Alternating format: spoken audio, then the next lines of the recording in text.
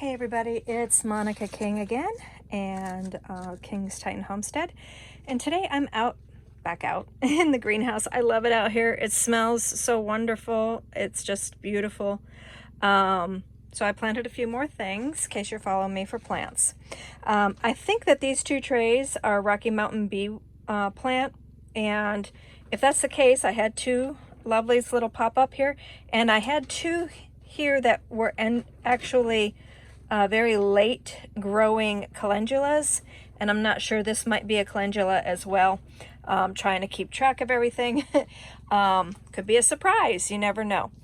So here I got red Russian kale, and I want to thank Amanda from up in Globe, Arizona for sending me those seeds. You can eat the greens raw or cooked. It's a very mild kale, so this is one of my favorites. This here is Tung Ho, also called chrysanthemum or chop suey green, and it will get these extra large greens. Actually, I have a picture of them. Check it out. All the parts of this plant are edible. So basically, beautiful 3-inch flowers, gourmet delicacy. Try them lightly fried, tempura style, atop salads, or as a tea. And the leaves are thick, crunchy, savory, and scrumptious. So basically, the whole plant is something that you might enjoy trying. Also, I have Salvia Rose Rhapsody. This is going to, of course, be for the bees. Beautiful. Look at how stunning those flowers are. Easy to grow. It's a perennial. Blush pink salvia is early summer bloomer, irresistible to hummingbirds and butterflies. Reaches 18 inches tall. Stunning pink flower spikes are top notch for cutting and floral design work. So very nice plant as well. And then I did a cliff rose here, and cliff rose is something that is for Dan. Basically, it's something sentimental to him. He used to go up to the Kaibab all the time to hunt for antlers, and he noted one of his favorite plants up there is cliff rose. So I got that from Plants of the Southwest before they closed down their online catalog. You can still get them if you go to Santa Fe, New Mexico, but I was so happy to get this order in before they shut down their mail order part of their business. Anyway, it's a rugged, intricately branched shrub to 6 feet, small, dark, evergreen leaves. In summer, yellow, fragrant flowers appear and long, silky plumes result. It's heat and cold hardy, but very slow growing. Sow in fall, which is now, or soak in hydrogen, actually it's winter, what am I talking about? Or soak in hydrogen peroxide for 6 hours. Cold stratify 2 months, and sow in spring. Erratic germination. You know what? The Rocky Mountain Bee said the same thing, but I didn't do any of that, and it's coming up. So this is my experiment. I've got 50 seeds here. This is just 12 of them, and I'm giving this a try. I'm also going to cover it like I do, like I did the Vitex over there, because that seems to be working better than the open, even here in the greenhouse.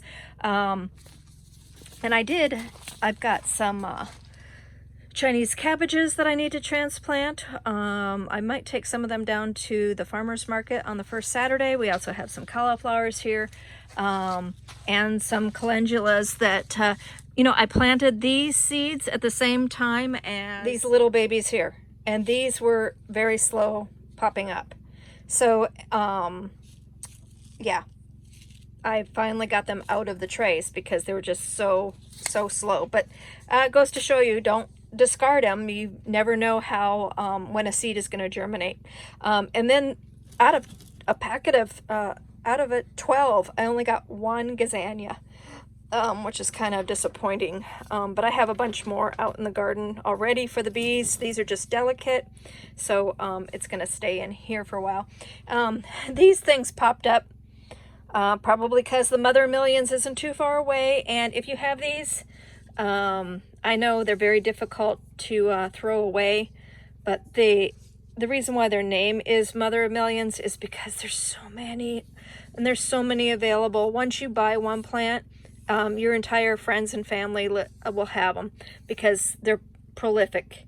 You can hardly give them away. So they make beautiful flower. They do have a beautiful flower eventually. And so I'm just gonna like either take them down to the free garden plant stands of Arizona and swap them out for maybe some agave that I don't have or something, or I'll just throw these in my garden if nobody wants them. I couldn't help myself. I ended up picking up a few pansy at one of the big box stores in their clearance area. And so pansies can go outside right now. We're getting, you know, we're not really freezing here in southern Arizona in my elevation, which I can't recall right now what I am. But what I'm gonna do here before I plant these out for the bees, and pansies aren't that great of a resource for bees. They're just very pretty. But I took the pretty heads, and what I'm gonna do is I'm gonna press them. My dad always told me one of the things is to trim off flowers and buds before you plant them, because they're gonna have like this transplant shock. And one thing I need to remember to do here in the greenhouse is bring in a bucket for compost, so that I don't have like this big pile of stuff, you know. So I'm gonna deadhead everything that I see, and then I'm also going to save the really pretty ones to do press flowers. Okay, I got some very beautiful pansy heads to press. Also remind you that pansies are edible, so you can like take the petals and throw them in a salad. And now I'm on to my sad one. My aunt got me this beautiful straw flower. It was beautiful when she got it. The flowers are actually quite stunning still, but I don't know what happened to it. I don't know if it got overwatered, underwatered, or if it wants out of the pot, or what its issue is. So I'm going to save these flowers, because straw flowers are an everlasting, and I'm going to show you how I'm going to do that. And then I'm going to trim it up and put it in a different pot with, it might be really root bound, because I've noticed that from some of these nurseries. This came from Mesquite Valley growers, and some of them tend to be extremely root bound, and I might have just missed that.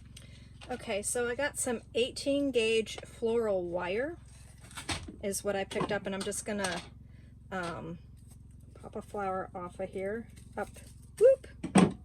up near its base, if you can see that. And what I'm going to do is I'm going to push it through. Might be better to do it from, I forgot how to do this. My grandmother actually used to sell straw flowers outside of her garden stand, and that's what I'm doing. And then I'm going to take this end and I'm going to bend it back so it makes like a little hook. And 18 gauge might be a little too thick. We'll see. I might have got the wrong thickness. Actually, it works. So there you are. So now this is actually good forever. It'll dry like this, and you can put it in flower arrangements and save it. Again, like I said, straw flower, it's an everlasting.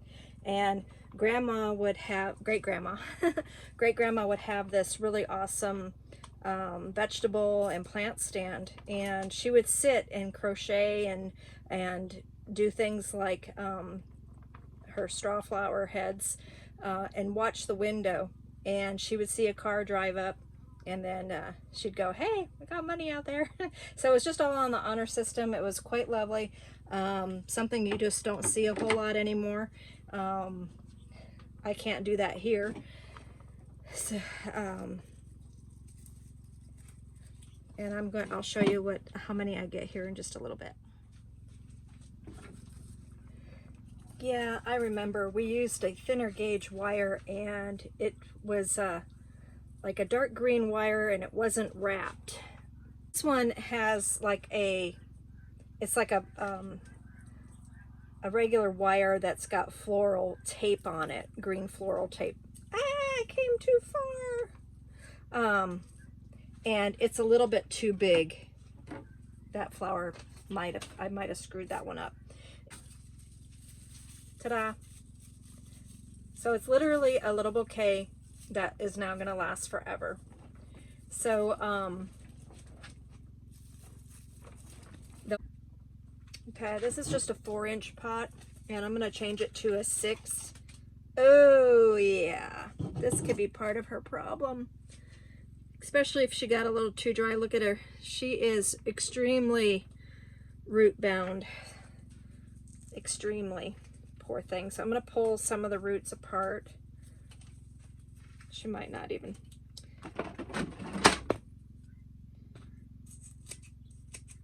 Cut some of these up. Poor thing. I should have done this a long time ago. My birthday was in the middle of December. So, yeah. That could be what the problem is. It might have is so root bound and then got dry. So, we'll see if we can save her. So there is a really strong cold wind coming from the south, and I think that the rain has let up. We got a whole ½ inch. We got a ½ inch of rain yesterday, which is fabulous. Starting the new year out great. Happy New Year. And last year my rain log was 0 for January. So we're already starting out with a ½ inch for the new year, and it's only day 2. So terrific. So thanks for joining me. I'm going to go do some more planting, and hope you have a great day. Thanks. Bye.